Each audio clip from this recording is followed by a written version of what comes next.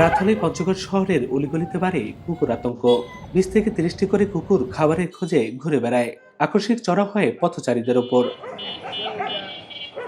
শরীরে নানা রোগবালাই নিয়ে ঘুরছে এসব কুকুর। এদের র্যাবিস ভ্যাকসিনেশনের আওতায় নেওয়া নিয়ে বাড়ছে জলাতঙ্কের ঝুঁকি। যখন যেখানে পায় মানুষের কামড় ইয়ে করে। আর ছাগল, এই ছাগল তো প্রতিদিনই দুটো কামড়ায়। কুকুরের উৎপাতটা এত বেড়ে গেছে, এই যে রাতের বেলা যখন আমরা বাসায় ফিরি, তারা আক্রমণাত্মক অবস্থা ধারণ করে।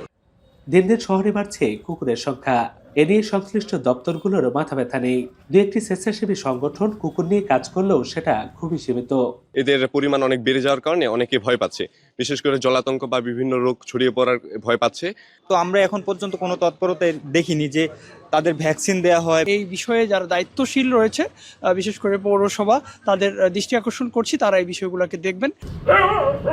এসব কুকুরের আক্রমণের শিকার শিশুসহ বিভিন্ন বয়সী মানুষ। ভাসমান কুকুরদের ভ্যাকসিনেশনের আওতায় না আনায় উদ্বেগ প্রকাশ করেন প্রাণী চিকিৎসকরাও। রাস্তা যে বেয়ারিশ কুকুর অথবা স্টে ডগ যেগুলো আছে, এদের অনেকের বডিতে স্কিন ডিজিজ রয়েছে, অনেকের বডিতে ক্ষত রয়েছে।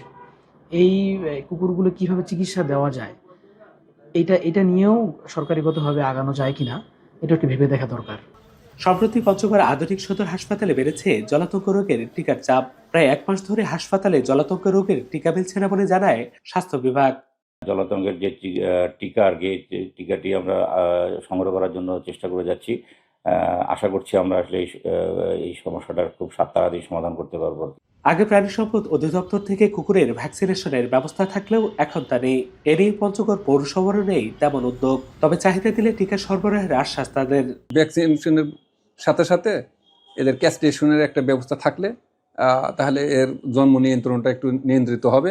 পঞ্চগড় পৌরসভা থেকে বরাদ্দ প্রদান করা হয়।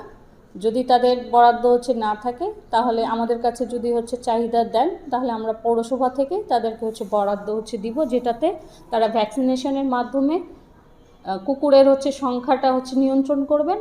ভাসমান এসব কুকুরের আক্রমণ ও জলাতঙ্ক থেকে শহরবাসীকে রক্ষায় সমন্বিত উদ্যোগ নেওয়ার প্রয়োজন মনে করছেন স্থানীয়রা।